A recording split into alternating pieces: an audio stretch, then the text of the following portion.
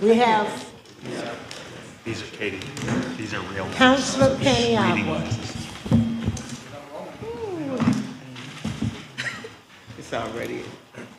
It's ready for Monday, Okay, we Councilor. have, what is this, 8A?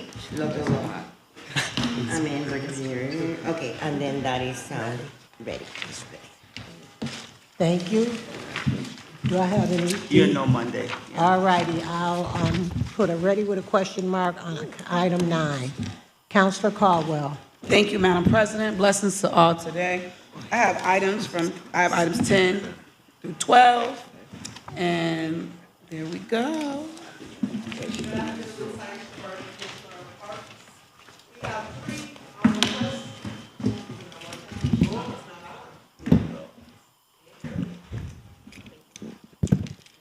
So I have 3 items. The first one, number 10, is to accept a donation from the Eastwood Neighborhood Association as an in-kind for a wooden bench valued at $1,885 to be installed in Ridgewood Park. It's through T&T Special Project Funding. Number 11, this is from the a North Side neighborhood resident, Miss Katie Scott, who's here. It's a monetary donation in the amount of $1,430.40 to purchase and install a new bench and 1 memorial plaque honoring Mr. Jimmy Walker in Schiller Park. 12. Is another donation. It's to accept a donation from the West Side neighborhood residents, including Mr. Pat Driscoll. A donation in the amount of $200 to purchase and install 2 memorial plaques in honor of Joe Hall and Emmett and Rocky Kelly, affixed to existing benches. There is an error. One will be in Leavenworth. The other one is in Burnett Park.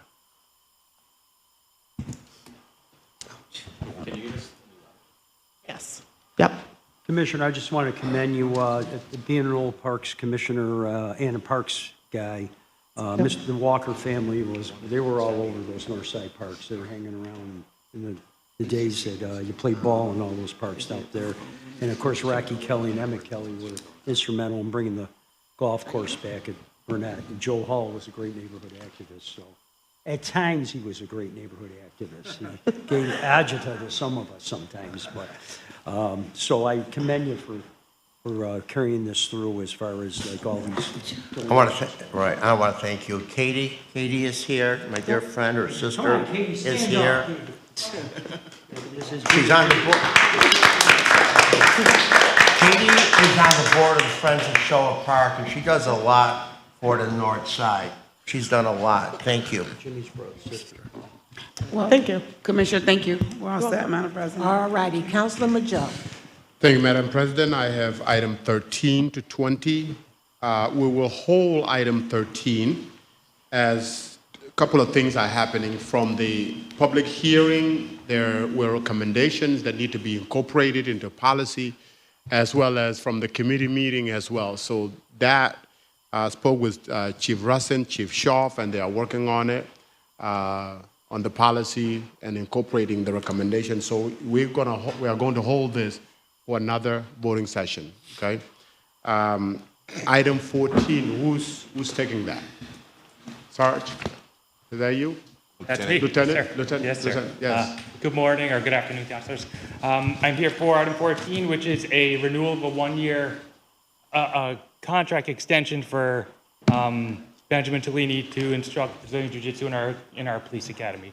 So back in 2022, we had signed a 3-year contract with 2 1-year options to renew. We're in the middle of a police academy right now, and so he started his service already. Our intention is to have this one renewal, and then we will complete an RFP process early next year for the next year.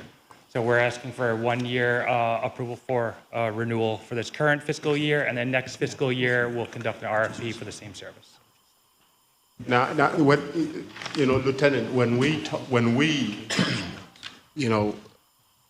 initiate this item a couple of years back, the intention was to help police officers, especially physically, give them, extra tools so that they don't rush into other tools, but physically that they are ready. Right. Now, how effective has it been? It's hard to gauge the level of effectiveness on a whole. We'd have to look at, I mean, the climate has changed considerably from year to year to year. I will tell you this, the martial art of Brazilian Jiu-Jitsu does not focus on strikes to the face. So the goal of Brazilian Jiu-Jitsu is to utilize body mechanics and techniques. So we try to instill in our recruits that although you can still punch someone, we would like for you to use techniques that are less likely to cause injury, such as techniques taught in Brazilian Jiu-Jitsu. I can't tell you, I don't have a definitive number of, or what the results are for reducing the injuries as a result of our uses of force, but I can tell you that our recruits that participate in Brazilian Jiu-Jitsu throughout the academy, they have shown and demonstrated less likely to use strikes as a primary use of force. Yeah, and I guess that was the intention to kind of I mean, the reality is, because we have a 6-month segment of Brazilian Jiu-Jitsu in the academy, doesn't mean that it's going to translate into a lifelong career. We do reinforce it in our in-service, but it's like playing an instrument. If you learn how to play an instrument for 6 months, that doesn't make you proficient at it. It's really important for the officer to continue to train, but this is giving them exposure to what Brazilian Jiu-Jitsu is, and we encourage them to continue on their own, continue to train on their own. Okay. Other questions? Thank you, Lieutenant. Thank you. Jimmy Manta said he's going to join the training. Oh, you're welcome. Item 15. Anybody taking the veterinary? Okay. Hello.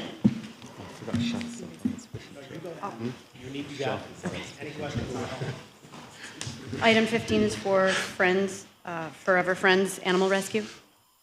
It's, the police department utilizes Friends, Forever Friends animal for sheltering dogs in animal cruelty cases.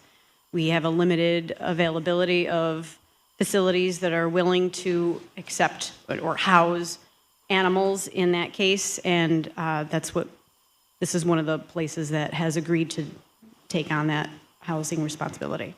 So this is like on an emergency basis, Yes. right? You Yes. pick up an animal from the street. You got to take it somewhere, right? Yes, sir. We have the city shelter that also we work with. We will utilize them from time to time, but if they don't have any room, or if the animal is one that is a non-dog animal, we run into cats. We've run into, I'm sure you've all seen the goat. I'm sure you've all seen the chickens. We have to have a place to bring those non-dog animals that are subject to cruelty in the city. And Friends Forever is one of those ones that helps us, as is, I believe, probably the next item, which is Humane CNY. So there's two, that we utilize two different rescues to assist us in taking in dogs, cats, and other non-dog animals, and to come in as parts of cruelty cases. If we have to, like we just took one in last night on a search warrant when the police have, I have to have a place to bring these animals. And the city shelter is already in capacity, so relying on them is just not an option. Officer, you said goat? Yes, we brought in a goat.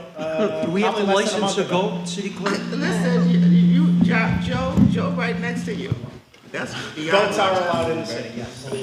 There is a list of animals that aren't allowed, and a goat is not on there. And We have tickets. Yes, we actually seized 45 chickens and 5 ducks. Well, come over to my house, there's a lot in my block now. Well, Somebody's they're allowed home. in the city. You can have them, but this was a cruelty case. So the way they were being housed and the way they were being treated.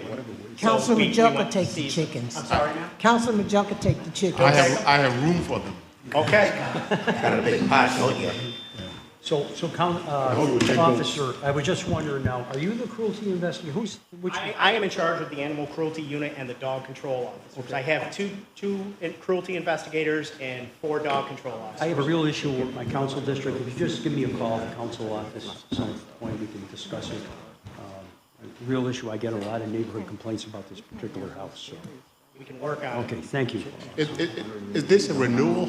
It's a renewal, yes. Renewal. Yes, last year, I came to you guys last year. I took some of the money away from Humane Humane CNY and gave it to Friends Forever because I was finding that they did not have the capacity that I needed. So I knew I wasn't going to spend all of the money that I had allocated to Humane CNY. So I took some of the money from Humane CNY and I negotiated a new contract with Friends Forever. So now I have 2 different spots where I can go. It's usually space is what kills me. It's not money. I have the money, it's just space. So on average, what numbers do you have? A year Yeah. we average bringing in between cruelty and stray dogs. I will bring in over 600 animals a year. Wow. Over 600. Usually the strays are around 300 and the cruelties, now it's not just dogs, it's cats and everything else. It'll be about 300 of that as well. So, and we're right on pace to be where we normally are. And then if they come in with such a terrible shape that they take care of them too in terms Yes, of? part of that contract is veterinary care. Okay. And I also have another contract with the Veterinary Medical Center for things like that as well. Okay. Any other questions? And one question, you don't work with adoption, right? Adoption? Adoption. No, we basically let the shelters handle that. We Okay. have nothing to do with it. We have shelter partners that we work with, and we will help them in any way we can. But once, like a stray dog, after the 5-day hold period, if nobody comes forward, that dog becomes property of the shelter. Right. And now the shelter will adopt it. And a out. lot of them are probably lost. Well, we take calls for lost dogs all the time, and if they Okay. tell us we have their dog, they can go get it back within a certain amount of time. If it's a cruelty case, unfortunately, we have to hold that animal for the duration of the case, which could go into months. Right. So if it goes into months, it's costing the city a lot of money. So we try to get each of these people that we arrest, each of these suspects, to surrender those animals. And if they surrender them to us, that frees us up to adopt the animal out immediately. And it also stops them having to pay money. Other questions? Thank you. Should just stay up for 50 for the rest of it. So item 15, 16, right? Item 15, 16? That was 15 and 16, yes. Yeah. And then item 17, The IMA group. yes. So the city currently contracts with NCA Comp. They handle the current contract for the whole city. They are the third-party administrator handling workers' comp and 207C. We need a company that will handle things outside of the workers' comp and the 207C. And NCA Comp advised us to go with the IMA company. We currently have been using them, but now it requires an ordinance. The company, IMA, is familiar with the police issues, and so this is kind of replacing Dr. Brody. We used to have a police physician, and we haven't had one in a very long time, and so we need one again. And this is a physician that would help officers return to duty, things that are not related to workers' comp. So they are familiar with all the testing that, and like fit for duty and things like that need to be done. Well, I know that we've been using IMA probably for 30 years, and I had spoken to the administration this morning, and so the mayor is going to check to find out, the mayor is going to look into what we're doing exactly with IMA. I'm sorry, I couldn't hear this. I said the mayor is going to check into IMA because I'm a big proponent of waivers of RFPs. So we're going to be looking at it because IMA is not new. IMA has been used in the city for probably the last 30 years. They haven't been? They have. Oh, yeah. Yes, they have. So, Okay. We're good, we're good. Thank you. Yeah. We'll look into it and we'll get back to you. thank you. Thank you. All right, with that, I guess, any other questions? Thank you. Thank you. Item 18. So just to give yeah, please, come on. Please. 18 and 19 together as clerk instruct us. Yes, okay. Not together, but they're the same event. The same, similar Event. story? Okay. So go ahead, item 18. So the Syracuse Police Department hosts our yearly awards banquet every single year.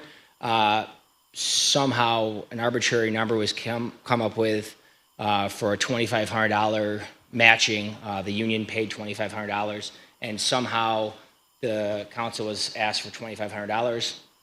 I don't know how that process worked, and we can't figure out who asked for it. It was based on numbers that were obscure and not accurate. In light of our events from April of the previous year, this last year's banquet, which recognized the 2024 recipients that we celebrated in 2025, included all of the events of that night. And so there were 40 officers who were awarded, including their families, special guests like the Jensens and the Husocks and all the other previous recipients and previous award families were all invited. We worked with the Marriott. They gave us a really, really nice deal, I guess, if you put it into perspective. But that bill originally was around $17,000. We reworked with the Marriott. They dropped the bill down. The union had already agreed to the $2,500 that they had offered us and paid that $2,500, and the rest of the money was not even close to being paid. And now I have an outstanding balance with the Marriott, who's been very kind, but probably shouldn't be too kind for much longer. The rest of the bill is $10,292. So the total came down to right around $13,000 for that event. So that's what we're asking for. I know there was an original number of $2,500. I don't know where that came from, and I apologize. I'm in charge of the accommodations committee, and now that I know that this has happened, it won't happen again because I'll be in charge of asking for the money that we need, and we're also going to be doing some fundraising and some limiting of people. But last year being what it was, we couldn't, mentally, I couldn't tell people that they couldn't come. Yeah. It was a massive event. And I had a conversation before, a couple of weeks back with Chief Schaaf. Yes, sir. He did express that these asks should have been done ahead of time, but we just don't have the time to make this quickly, considering that the event is fast approaching. Yes, sir. So I did on a full transparency, Chief Schaaf did reach out to me and told me that, Council, this is coming through. This award ceremony is yearly, and we gotta accommodate this. We don't have enough time to give you the legislation to ask for the money ahead of time, but I'm reaching out. So a couple of weeks back, he did reach out to me, so I was aware of this. Okay. Do you want to add anything else? I just, as long as the dollar amount's clear. Okay. I get more calls from them than I do from National Grid. So it's $10,292 is the outstanding balance after we've paid. How about this? We'll accommodate it. Will that make your day? Thank you all. All right. I can sleep again. Thank you so much. Take care. Thank you. And then who's doing item 19? 19 kind of go with it, don't it? It goes with it? Okay. As I mentioned to the leadership, we heard you loud and clear about opening up the opportunity for national anthem singers. We have some beautiful singers within the police department, but when we go outside of that, this is to compensate Sydney for the services she provided in July. Okay. All right. Any question? And I believe the sergeant was sweating more up here today than he has for any other detail he's had. Yeah. All right. Thank you. Item. She's scared of you. Next time you're welcome, Sarge. Yeah. Item 20. It's a CRB item. Mr. Johnson, you're going to do it for us? Yes. Good afternoon, distinguished board members. First of all, I'd like to thank the board for putting this item on the agenda for funding. As the chairman of the CRB board, I think you guys are doing an excellent job at helping us restructure and getting things into order. One of the things about us requesting this, or the administrator requesting evidence.com, it actually accomplishes two things. First of all, it helps us to expedite getting cases through the system because now we're looking at things in a real-time environment instead of having to wait till we upload things and then wait to download things. The second option that it also provides for the Citizen Review Board is that it helps cut down the expenditure for IT because now, instead of us having to download those items onto equipment that run out of space and then we have to increase the space, it's all in real time, online, and it's all being stored there. So any questions that you'd like to ask?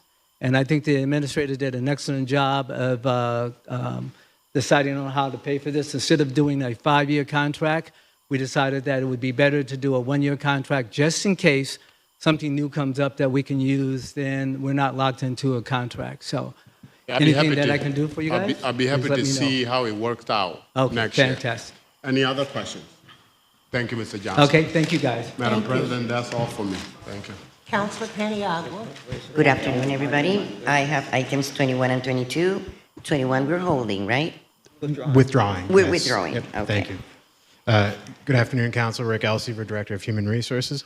Item 22 is for the Office of Human Resources to accept a gift from Wolf, Goodrich, and Goldman, who are our workers' comp attorneys, to send Lisa Schmidt, our Risk and Safety Manager, to a conference. So they're going to put her up in a hotel, attend the conference, and then travel expenses in the amount of $800. Thank you. Any questions? Thank you. Thank you. Awesome. Councilor Gathers. Thank you, Madam President. Items 23 and 24. 23 we had a committee meeting about, which we'll have a discussion on. Any questions in regards to 23 from the council? I think I might have one question. As far as the contract itself, the term. Yep.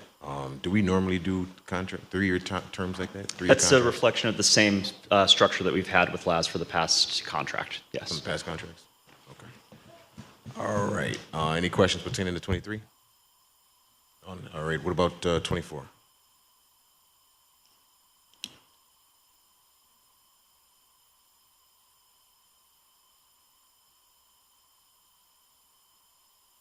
Good afternoon, Kevin Booser, Transportation Planner over at DPW. 24 is to enter into a use occupancy permit with New York State DOT pertaining to the Clinker project.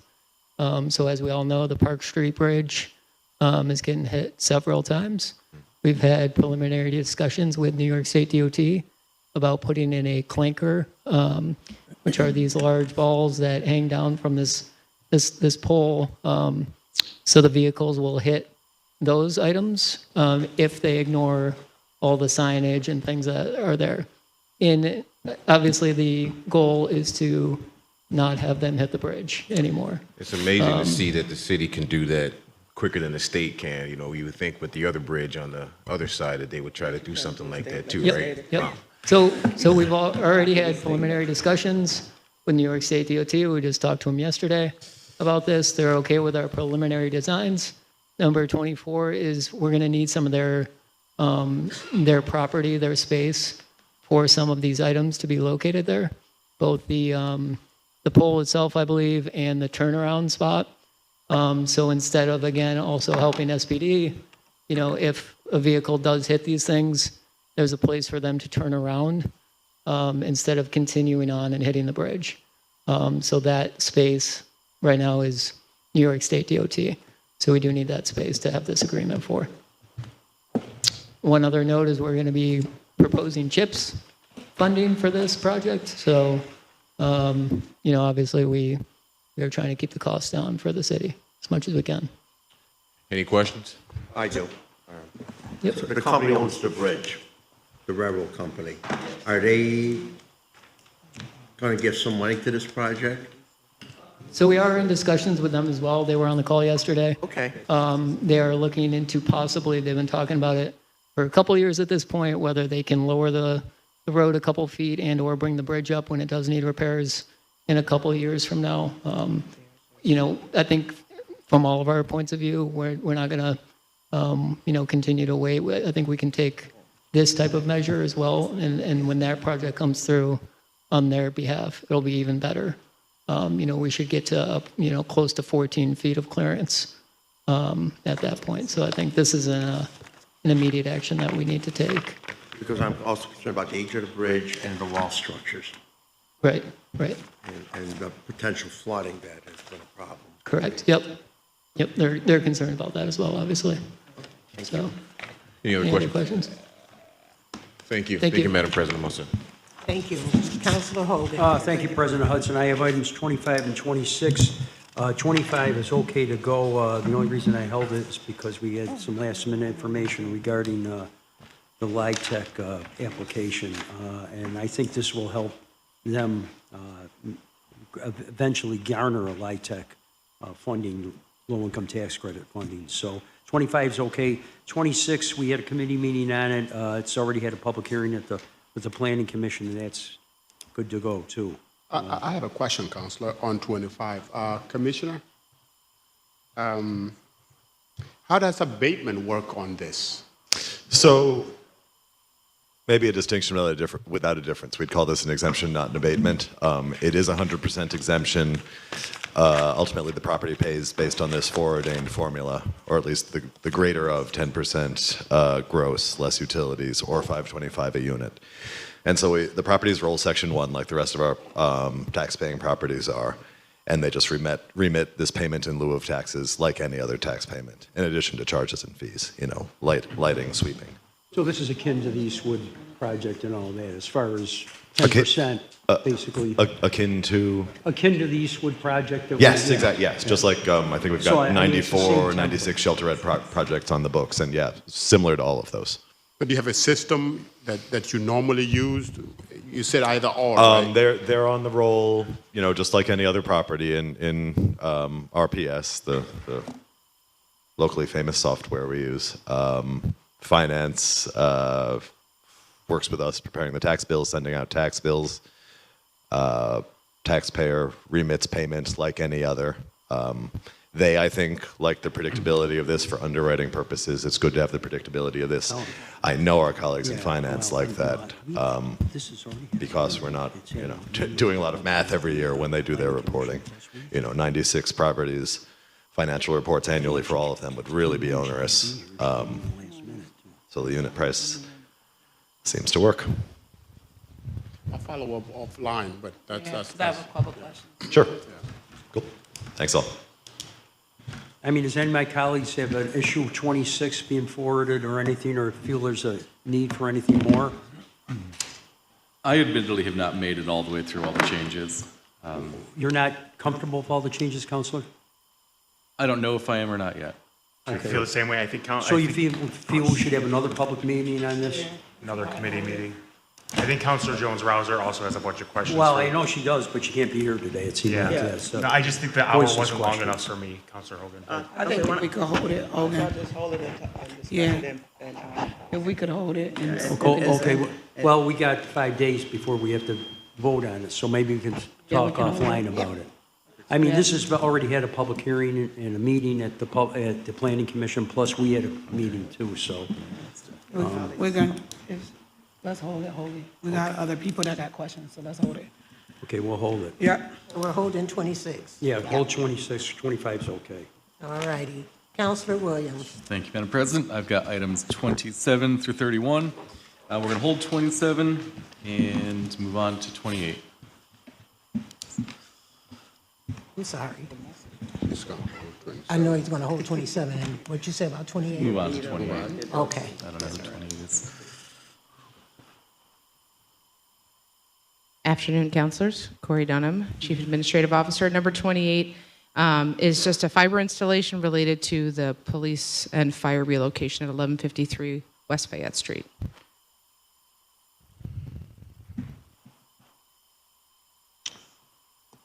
Why is it a per month charge? What is it per month? Why is it a monthly?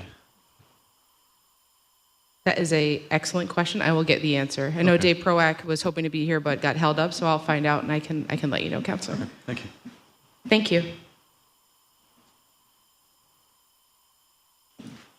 29.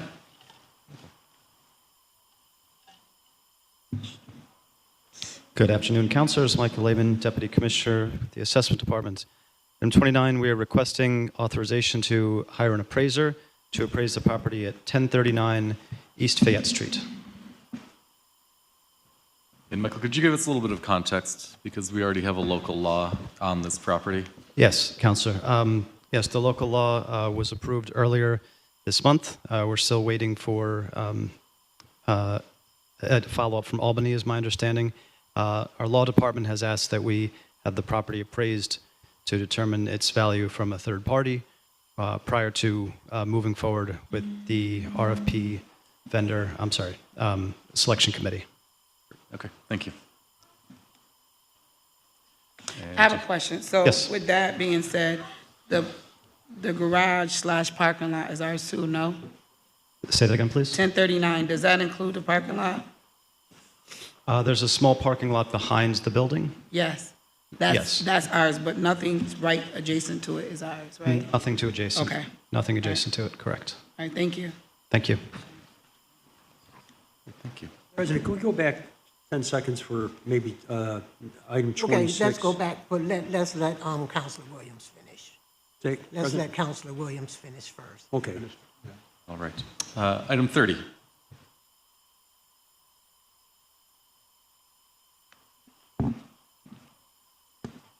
Good afternoon, Council. Mike Canizero, Commissioner of Finance. So number 30, I think we've come to you with a few of these recently. This really pertains to kind of the JMA factory over on the kind of near the south side there. We're looking to write off city and school taxes for 4 different parcels, primarily located on Taylor Street and Oneida Street. They total just shy of $38,000. The county has agreed to compromise the county delinquent taxes. My understanding is, again, this is one of those things that I think there was a number of subdivisions or eminent domain involved that these should have been written off at that time when that happened. So this is really us trying to clean up our accounts and our property taxes for these delinquent taxes. So again, writing off city school taxes for 4 properties totaling just shy of $38,000. And this will be necessary so we can sell these parcels for future development. Any questions? I think we will be having a similar item in the near future for kind of same thing with SDC parcels that had delinquent taxes. They're not going to get paid, and really we'll need to clean those up as far as subdivisions and everything. So just FYI. All right, thank you. And 31 will be executive session, and that's all set. Thank you, Madam President. Thank you. Councilor Hogan. Just on 26, at the end of the committee meeting, I asked my fellow councilors, and everybody attended that meeting. That was great. If they could just make sure they email any kind of issues that they have with proposed zoning changes to Jake, so we can go back and forth and address it. I just wanted to remind everybody on that. Thank you, Councilor. Councilor Caldwell for Councilor Jones-Brown. Thank you, Madam President. Blessings to all guys again. Today I have items 32 through 49. Who's taking the first one? 32. Good afternoon, councilors. Michael Collins, Commissioner for Neighborhood and Business Development. Home Headquarters has been our partner for managing and administering the Financial Empowerment Center since its inception. They are ready to go back to focusing on their core education component of home ownership. And so we have put this out for an RFP. United Way was the sole respondent to the RFP. And so the committee has recommended that we bring it to you for contract. What the dollar amount here is the dollar amount that matches what is in the current budget. Okay, thank you. So with that, Commissioner, is the information prior to the information that was collected by Home Headquarters, is that transferable, or is? So I love that question. You know how these programs work when they change. So the Center for Financial Empowerment, you may recall we occasionally come to you for renewals of our memorandum of understanding with Centers for Financial Empowerment. They are the ones whose model we use on this. It is also the database that we use. So the data does not actually sit with home headquarters. It sits with the Center for Financial Empowerment. Yep. So that all will be available to It's transferred United to- Way. okay. Exactly. All right, Yep. okay, yeah. And like you said, we know how these things work, and Yeah, so we're looking to support a smooth transition. We've been grateful to home headquarters for being able to hold on to the program for a bit longer so that we wouldn't have a break as we went through the RFP process. Is United Way maintaining a partnership with HHQ as far as home ownership expertise, or where are they using someone else for that? So the Financial Empowerment Center does not do the home ownership component of it. So they would continue to, we would make sure through our management of it that they would continue to do the referrals to the appropriate sources and home headquarters for home ownership, absolutely. okay, the home ownership center work very closely, especially when Yeah. people are helped and they are ready to transition into first-time home ownership, that they are connected. So I'm sure that relationship will continue. We expect that would continue strong because there are times in which the home ownership center may have applicants that are really best served to participate in some sessions with a financial empowerment center counselor prior to going into the home ownership program. Other questions I can answer for you? All right. Thank you, councilors. Item 33. Good afternoon, councilors. Kimon Jordan, Director of Housing and Neighborhood Planning. So item 33 is a request for the city to enter into a contract with the Land Bank, not to exceed $150,000. The city did receive $600,000 from the Department of Criminal Justice Services to do septed work. So we'd like to subcontract with the Land Bank so that they can make exterior repairs and repairs to vacant lots within problem-oriented policing areas. Is this added with the money that they already get? Yes. Is this added with this extra money that they already get? This is the add-on to? Yes, their current budget. And we would work closely with them to identify the properties that we would like them to work on.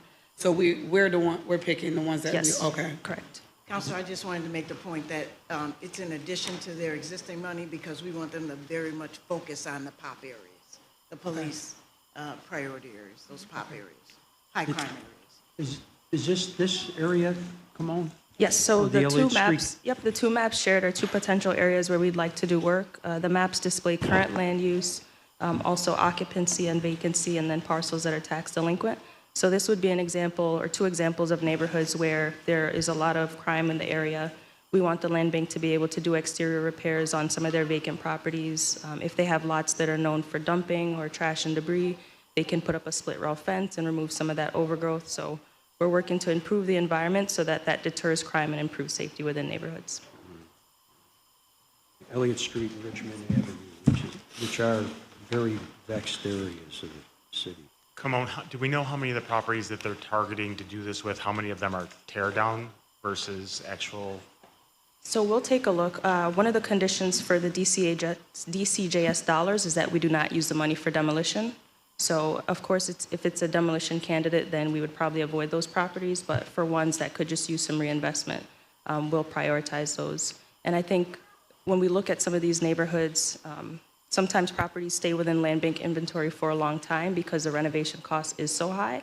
So if we can put a little bit of money into the property, that might be more enticing for a potential homeowner or investor within a neighborhood. Any questions? So things like boarding up, that's code, right, usually? So that will So- not be included in this? Yeah, codes and DPW does that kind of work, but I think we're trying to do something a little bit more elevated. So how can the land bank fix a roof or repair a porch or put in new siding or painting to do a more comprehensive project beyond just boarding up properties? Okay, and these are properties that are actually repairable, not. Yes, okay, correct. Okay. Item 34. So item 34 is a request for the city to enter into a contract with the 9 firms listed here. We did the RFQ process, and 9 firms, all of them responded. We'd like to move forward to work with them to support our blight busting program. So that program was founded in 2017. In short, the city will identify vacant and abandoned properties that are not in compliant with code enforcement. They've gone through the BAA. We've done several rounds of noticing, and that has proven unsuccessful. What we would do is hire a contractor to do exterior repairs on those properties, and then we would bill the property owner.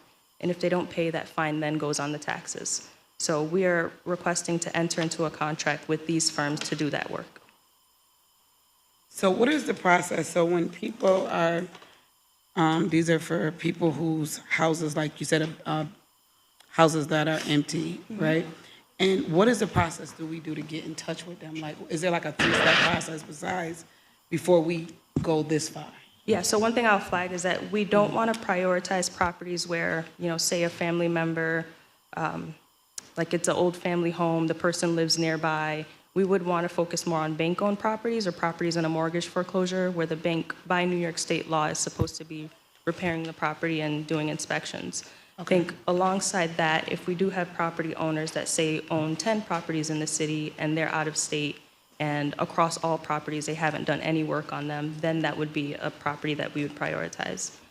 But in terms of the outreach process, the Neighborhood and Business Development will identify the property. We'll bring it before the Vacant Property Task Force for a review from the Law Department and Code Enforcement.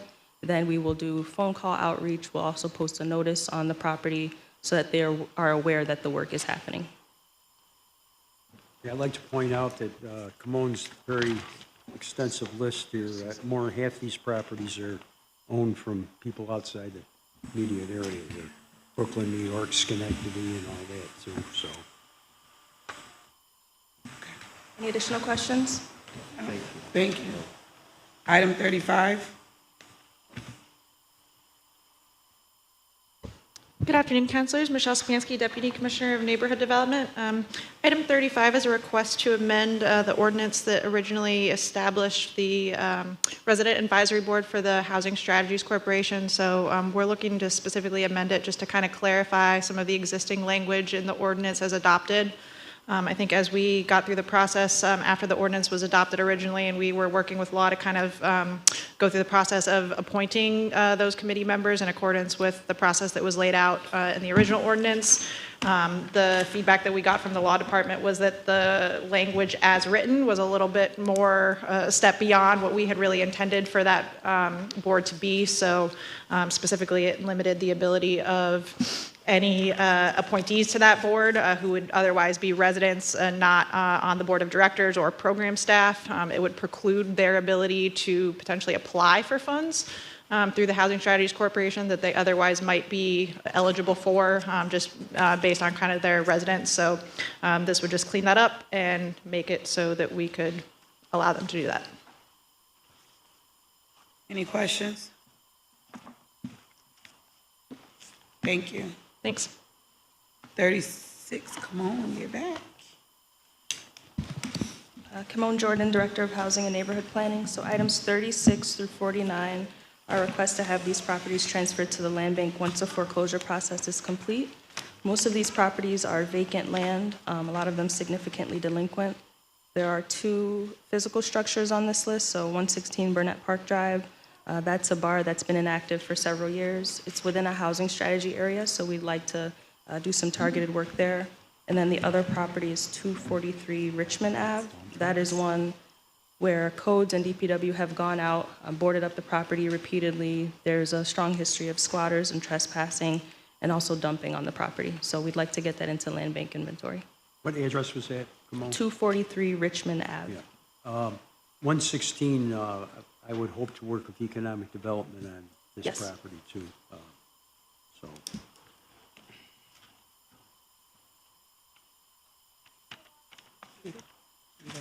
Questions? No. You don't have any question?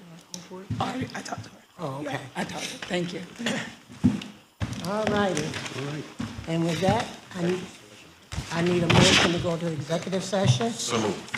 Second? Second. All in favor? Aye. All right, here we go.